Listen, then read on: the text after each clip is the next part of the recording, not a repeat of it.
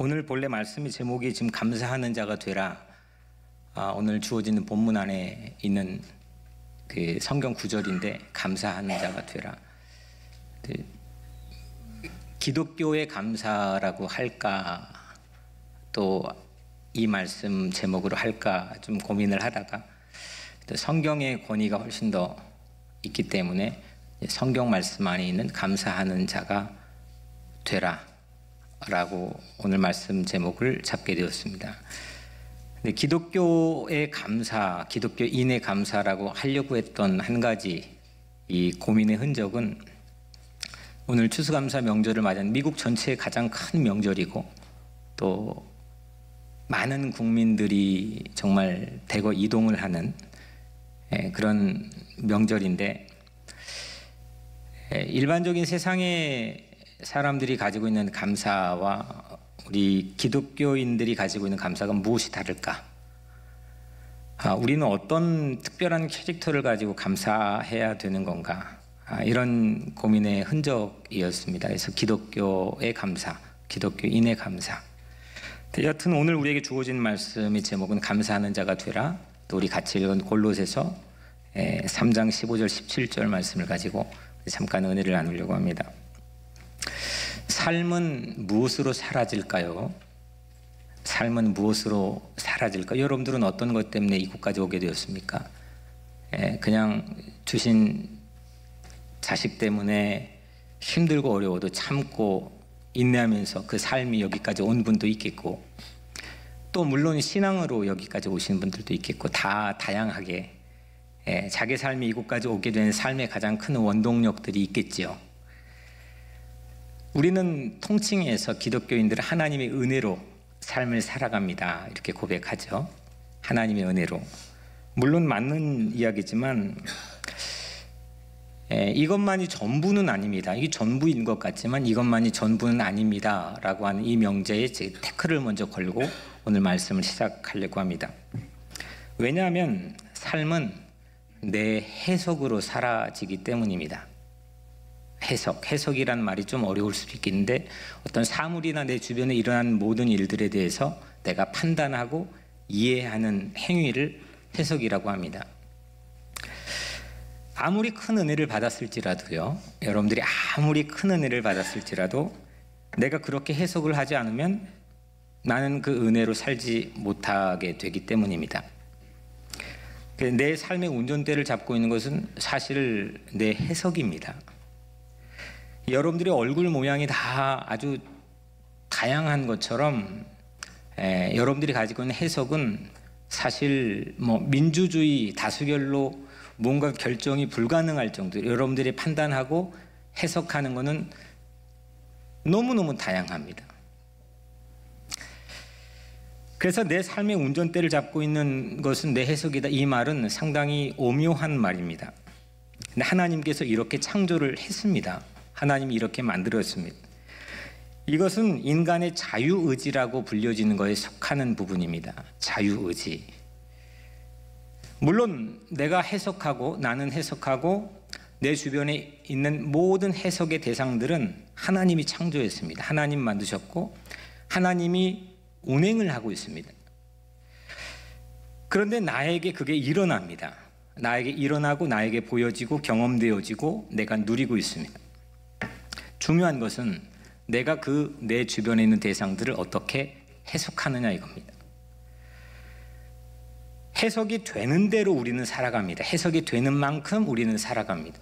해석이 되는 칼라로 우리는 살게 되어 있습니다. 그래서 내 해석대로 삶이 사라지는 겁니다. 하나님이 이렇게 우리를 창조하셨습니다. 우리를 마치 기계처럼 그냥 딱 정해져 있는 매뉴얼대로 하나님께서 우리가 살도록 하지 않으시고 각자에게 자유의지를 주셔서 해석의 영역을 여러분들에게 선물했습니다. 그러면 내 주변에 있는 많은 것들을 우리는 다양하게 해석을 하는데 최고의 해석이 있습니다. 해석의 달인이 될 수 있는 최고의 해석이 있는데 그게 바로 감사입니다. 아멘. 일어나는 모든 일에 우리가 감사로 해석할 수 있게 된다면 그 일들은 신비롭게도 아름다운 것으로 변화됩니다.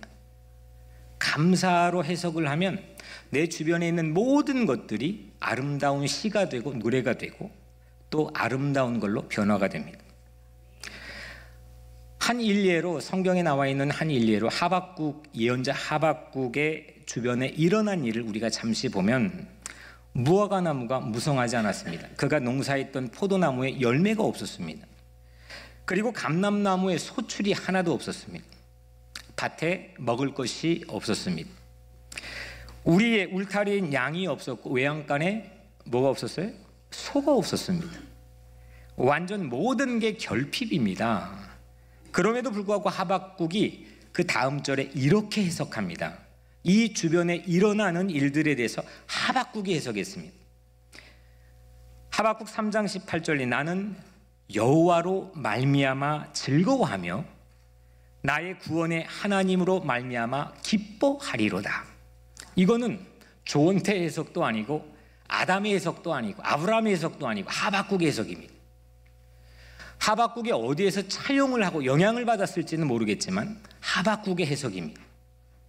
수없는 사람들이 그 이후에도 이 하박국의 해석을 차용해가 자기 삶의 힘과 원동력으로 삼았습니다. 그런데 하박국이 아무 소출이 없고 모든 게 적자이고 모든 게 결핍인 자기 주변에 일어나는 이 현상과 상황들을 이렇게 해석을 했더니 그러면 그 삶이 어떻게 되었느냐? 바로 그 다음 절에 보니까 나의 발을 사슴과 같게 하사 나를 나의 높은 곳으로 다니게 하시리로다. 아멘. 나의 발을 사슴과 같게 하사 나를 나의 높은 곳으로 다니게 하시리로다. 이건 해석이 아닙니다. 이거는 자기가 누린 삶의 경험입니다. 자기 주변에 일어난 일들에 대해서 해석을 했더니 자기 삶이 이렇게 경험되어지고 누려졌더라. 해석한 만큼 하박국은 살았습니다. 망했는데, 쫄딱 망했는데 사슴처럼 가볍게 높은 곳을 사푼사푼 걸어 다닐 수 있는 삶을 이 하박국은 누린 겁니다. 무엇 때문에요? 해석 때문에. 해석이 하나님께서 우리에게 넣어주신 이 여백의 이 칩, 이 공간이 이렇게 엄청난 내 삶의 다양한 경험을 누리게 해준다는 거예요. 바울 하박국을 살펴봤는데 또 한 가지 예를 보면 바울도 아주 탁월한 해석자였습니다. 빌립보서 4장 11절 말씀에 어떠한 형편에든지 나는 자족하기를 배웠노니, 어떠한 형편에든지 어떠한 상황에서도 바울 나 자신은 자족하기를 배웠다. 이거는 일어나는 일들이 아니고 해석한 겁니다.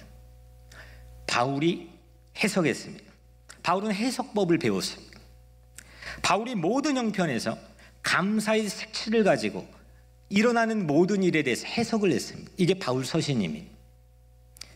그의 최고의 해석을 그 뒤에 이어지는 말씀을 통해 보면 빌립보서 4장 12절 13절에 나는 비천에 처할 줄도 알고 풍부에 처할 줄도 알아 모든 일 곧 배고픔과 배부름과 풍부와 궁핍에도 처할 줄 아는 일체의 비결을 배웠노라. 아멘. 작은 것 가지고는 많은 것을 가진 것처럼 행복하고 많은 것을 적은 것을 가진 것처럼 기죽지 않고 살 수 있는 행복을 누리고 있다. 이게 바로 바울의 해석입니다. 배부르거나 굶주리거나 많이 가졌거나 빈손이거나 행복하게 살아갈 수 있는 일체의 비결을 바울은 살았습니다. 그랬더니 바울은 이런 해석을 가지고 그러면 어떤 삶을 바울은 살았느냐? 그 다음 이어지는 바로 뒷절에 보면 빌립보서 4장 14절에 내게 능력 주시는 자 안에서 내가 모든 것을 할 수 있느니라. 아멘. 이거는 해석이 아닙니다. 이건 자기가 산 겁니다. 일어나는 일을 가지고 해석을 했더니 이렇게 살았습니다. 이게 성경의 고백입니다. 이게 성경의 공식입니다.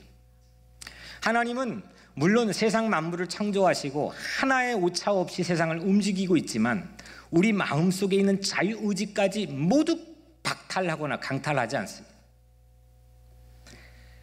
이게 신비한 하나님의 섭리입니다.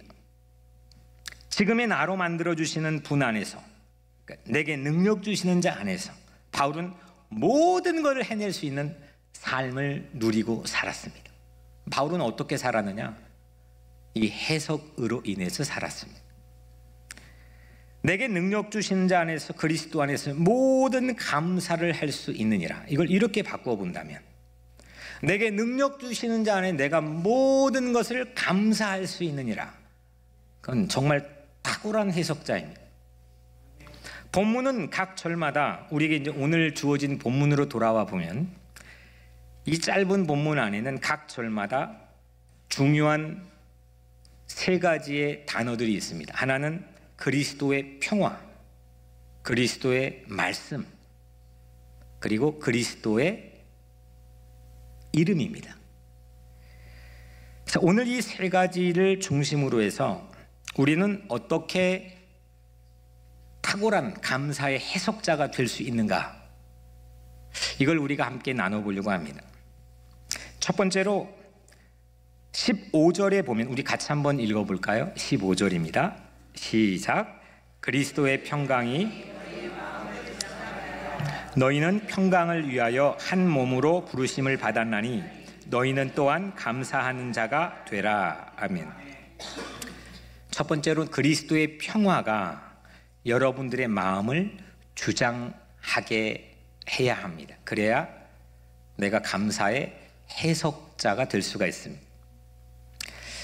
성령께서 여러분들의 마음에, 오늘 이 시간 성령께서, 그리스도의 영께서 여러분들의 마음에 감사의 해석을 풍요하게 부어주시기를 축복합니다. 감사를 가만히 보면 감사는 갈라진 것을 봉합하게 합니다. 그게 나눠진 것, 갈등이 있는 걸 봉합하게 하는 그런 신비한 힘이 감사 안에 있습니다.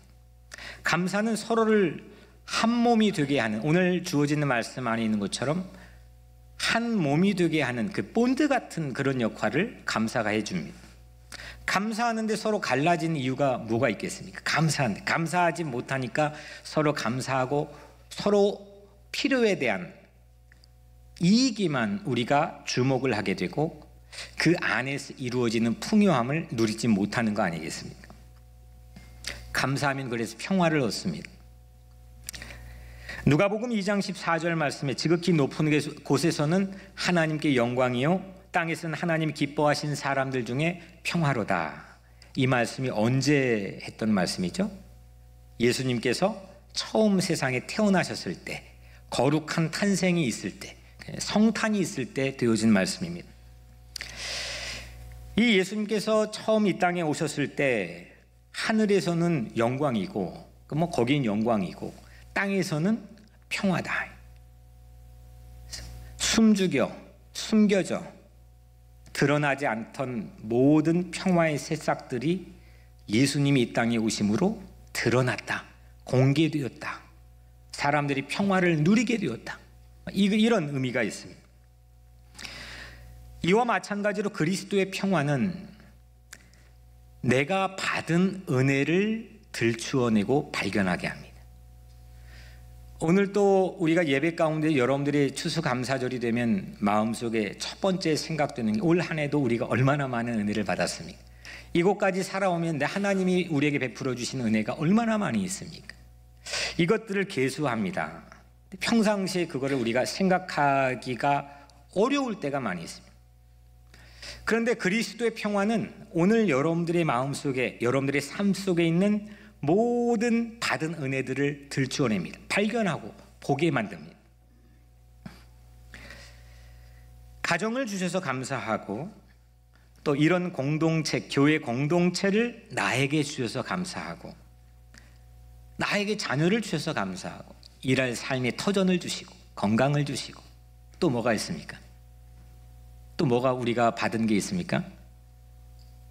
아무거나 한번 말해봐요. 자유함을 주셔서 감사하고, 또 뭐가 있어요? 별로 감사한 게, 뭐가요?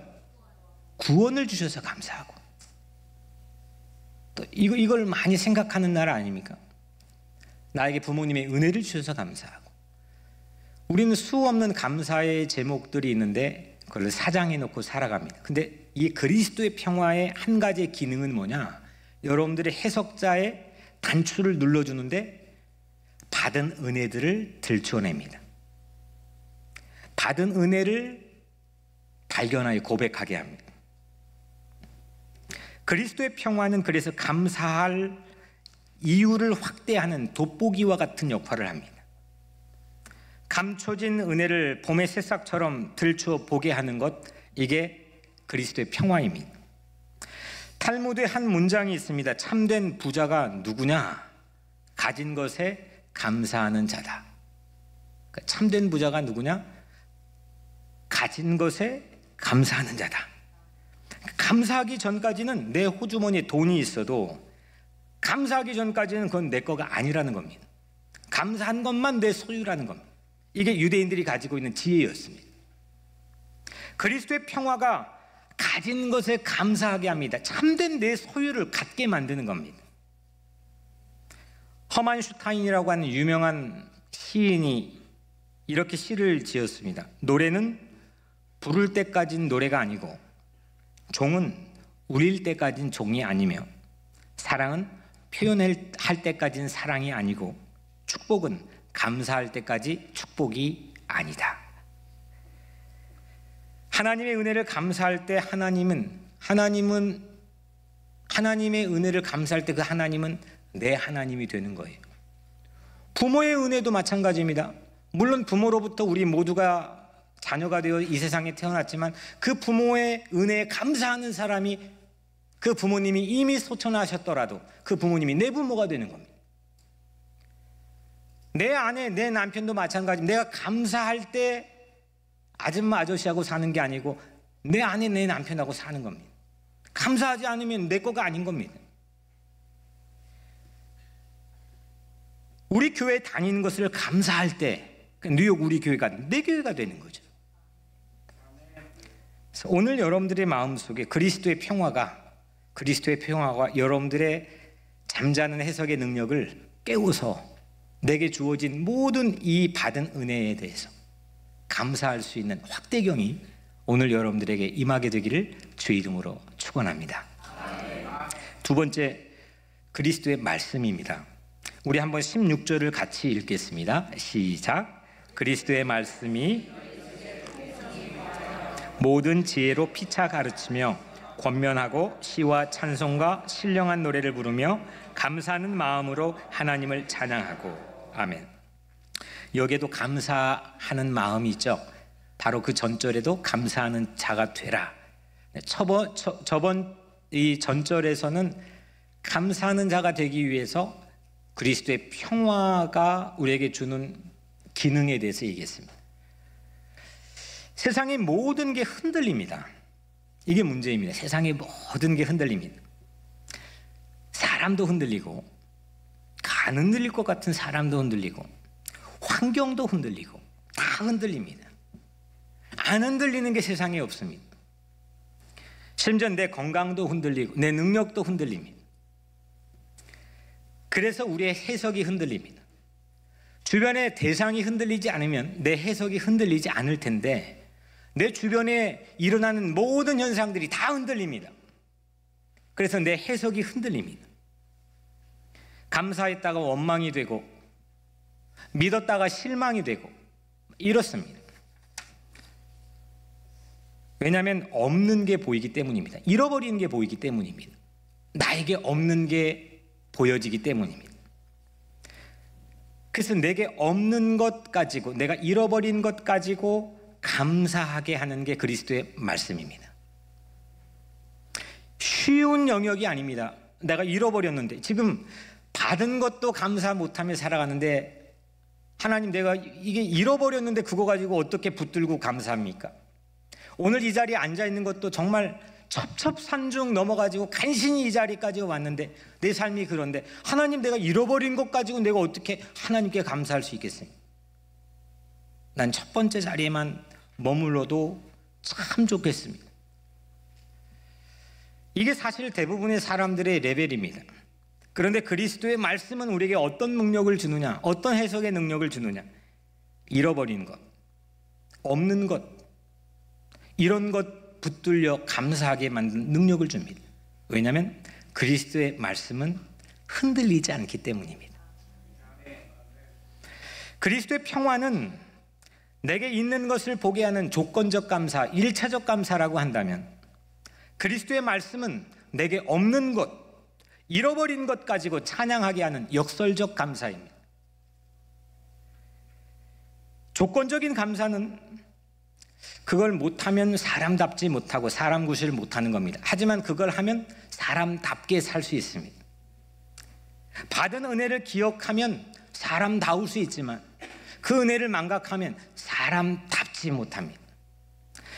그래서 우리는 그리스도의 평화를 통해서 사람답게 살아갈 수 있는 해석의 능력을 갖게 됩니다.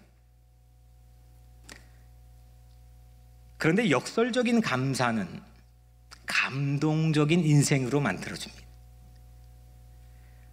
욥도, 하박국도, 바울도, 손양원 목사님도 다 없는 것 가지고 감사한 대표적 사람들입니다. 잃어버렸는데, 빼앗겼는데, 강탈당했는데 그것 붙들고 그 삶의 자리에 감사한 사람들인데, 이 사람들 한결같이 하나님의 말씀, 그리스도의 말씀이 역사한 사람들입니다. 흔들리지 않는 그리스도의 말씀이 흔들리지 않는 감사를 이루는 겁니다. 그래서 말씀은 범사에 감사하게 합니다. 범사에 감사하는 것, 늘 시시때때로 감사하는 건데, 순간순간 내 삶에 개입하여 그 감사가 이루어지게 만드는 건데, 그거 어떻게 하는 겁니까? 내 의지로 하면 백발백중 2, 3일 하다가 무너집니다. 불평, 불만, 내 삶에 대한 좌초의 낙심과 절망이 나에게 찾아옵니다. 내 힘으로 안 됩니다. 내 천성과 내 성격으로는 이건 불가능한 일입니다. 그런데 범사에 감사하는 건 흔들리지 않는 그리스도의 말씀이 내 삶의 해석의 능력을 밝혀줄 때 우리는 범사에 감사하게 될 줄로 믿습니다. 받은 은혜도 감사하고 잃어버린 것도 감사할 수 있게 됩니다. 이때 삶은 피치를 올립니다. 그래서 우리 안에 그리스도의 말씀, 그리스도의 메시지가 살아나 회복돼야 될 줄로 믿습니다. 아모스 8장 11절 말씀에 양식이 없어 주림이 아니고 물이 없어 가람이 아니며 여호와의 말씀을 듣지 못한 기갈이라.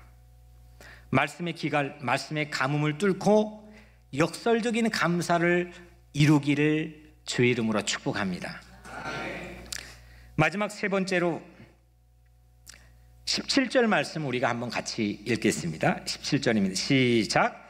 또 무엇을 하든지 말에나 일에나 이름으로 하고 그를 힘입어 하나님 아버지께 감사하라. 아멘. 무엇을 하든지 말에나 일에나 무엇으로 하느냐? 주 예수의 이름으로 하고, 모든 일에 주 예수의 이름으로 감사하시기를 축복합니다. 주 예수의 이름이 뭐냐? 우리가 그리스도의 평화를 처음 살펴봤습니다. 그 평화는 우리에게 1차적 감사를 이루게 합니다. 받은 은혜에 눈을 뜨게 하고 해석하게 합니다. 두 번째, 그리스도의 말씀은 우리가 잃어버린 것, 흔들릴 수밖에 없는 걸 붙잡아주고 그걸 붙들고 감사하게 합니다. 역설적인 2차원적인 감사입니다. 그런데 이 이름, 예수의 이름은 뭐냐? 성경의 예수의 이름은 우리를 죄에서 구원하게 하시는 능력의 이름이라고 말씀했습니다. 우리를 죄에서 구원하는 십자가의 희생입니다. 예수님이 한 소년의 작은 도시락을 들고 감사했습니다. 물고기 2마리, 보리떡 5개, 이 작은 도시락을 들고 하늘을 우러러 감사했습니다. 이유는 5,000명에게 줄 수 있기 때문입니다. 그리고 같은 장에서 심지어 예수님이 이제 내가 빵이다, 내가 도시락이다, 이 말씀의 의미는 결국 내가 너희를 위해 십자가에 못 박혀 줄 희생의, 사랑의, 헌신의 몸이다, 이렇게 말씀한 겁니다. 최후 만찬에서도 빵을 들고 감사했습니다. 그리고 제자들에게 나누어서 주었습니다. 이거는 줄 수 있는 감사입니다. 그리스도 주 예수의 이름은 뭐냐? 그리스도의 이름은 줄 수 있는 겁니다. 희생할 수 있는 겁니다. 사람들이 희생하고 손해볼 수 있는 것 때문에 감사하는 게 세상에 어디 있습니까? 기독교 바깥에서 이걸 가장 중심적인 교리로 하고 있는 종교가 또 어디 있습니까? 기독교인의 감사는 바로 여기 있습니다. 희생할 수 있는 것, 헌신할 수 있는 것, 내가 줄 수 있는 것, 이것 때문에 감사하는 겁니다. 우리는 내게 능력 주시는 그리스도의 평화, 그리스도의 말씀, 그리스도의 이름 안에서 모든 감사를 이룰 수 있기를 주의 이름으로 축복합니다. 있는 것 손에 들고 감사, 잃은 것 하늘에 올리며 감사. 줄 수 있고 희생할 수 있는 이 놀라운 희생을 가지고 가슴에 품고 감사. 그래서 그리스도를 드높이는 여러분과 교회가 되기를 주님의 이름으로 간절히 축원합니다.